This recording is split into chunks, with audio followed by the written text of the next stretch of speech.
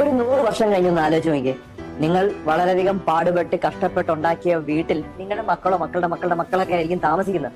അപ്പൊ ആ സമയത്ത് നിങ്ങളെ അവർ ഓർക്കാറില്ല. നിങ്ങൾ ഈ കടന്ന് പാടുപെട്ട് കഷ്ടപ്പെട്ട് വേദനിച്ച് ഉണ്ടാക്കിയ കാര്യങ്ങളൊക്കെ മറന്നുപോകും. നിങ്ങളൊന്ന് ആലോചിച്ച് നോക്കി, നിങ്ങളുടെ അപ്പൂപ്പന്റെ അച്ഛന്റെ പേര് ചോദിച്ചാൽ പല ആളുകൾക്കും അറിയില്ല.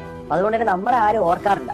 നമ്മൾ വളരെയധികം വിഷമിച്ച് വേദനിച്ച് കഷ്ടപ്പെട്ട് ഉണ്ടാക്കിയ പല കാര്യങ്ങളും നമ്മുടെ കയ്യിലില്ല. നമ്മുടെ കയ്യിലില്ല. ഒരു എല്ലാ സാധനവും ഇല്ലാതായിരിക്കാം. ഒരു 5 വർഷം മുമ്പ് നമുക്കുണ്ടായ പ്രശ്നങ്ങളും വേദനകളും ദുഃഖങ്ങളും ഒക്കെ ഇപ്പൊ ആലോചിച്ച് കഴിഞ്ഞാൽ നമ്മൾ ശരിക്കും ഒരു പുഞ്ചിരിക്കാറുണ്ടല്ലേ, അല്ലെങ്കിൽ അതൊന്നും വലിയ പ്രശ്നമായിട്ട് ഇപ്പൊ തോന്നാറില്ല. അതുപോലെയാണ് നമ്മുടെ ജീവിതത്തിലെ എല്ലാ കാര്യങ്ങളും. നമ്മൾ ഒത്തിരി സ്ട്രെസ് നമ്മുടെ ശരീരത്തോട്ട് എടുക്കാതിരിക്കാൻ നോക്കുക. അതുപോലെ ഒത്തിരി ബുദ്ധിമുട്ടി ഓരോരോ കാര്യങ്ങളും ചെയ്യാതിരിക്കാൻ നോക്കുക.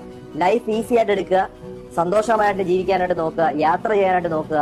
പറ്റുന്ന സമയത്ത് നമ്മൾ ഹെൽത്തിന് വേണ്ടി ഇൻവെസ്റ്റ് ചെയ്യുക. അതായത് കുറെ നാൾ കിടന്ന് ജീവിക്കുന്നതിനെക്കാട്ടും ഹെൽത്തി ആയിട്ട് ജീവിക്കുന്നതിനാണ് ഏറ്റവും നല്ലത്. അപ്പൊ അതുപോലെ തന്നെ നമ്മൾ ഈ സമയത്ത് ദേഷ്യവും അതുപോലെ പ്രതികാരവും അതുപോലെ തന്നെ എന്തെങ്കിലും ഒരു റിവെഞ്ചും ഒക്കെ എടുക്കുന്നതിന് പകരം മറ്റുള്ളവരെ സഹായിച്ച് സ്നേഹിച്ച് ജീവിക്കാനായിട്ട് നോക്കുക. കാരണം ഒരു 100 വർഷം കഴിഞ്ഞാൽ നിങ്ങൾ എക്സിസ്റ്റ് ചെയ്യുന്നില്ല, നിങ്ങളുടെ ഓർമ്മകൾ പോലും ഇവിടെ എക്സിസ്റ്റ് ചെയ്യുന്നില്ല എന്ന് ഓർത്തിരിക്കുക. ധാരാളം ആളുകളുടെ അറിവിലേക്ക് ഇത് ഷെയർ ചെയ്ത് കൊടുക്കുക.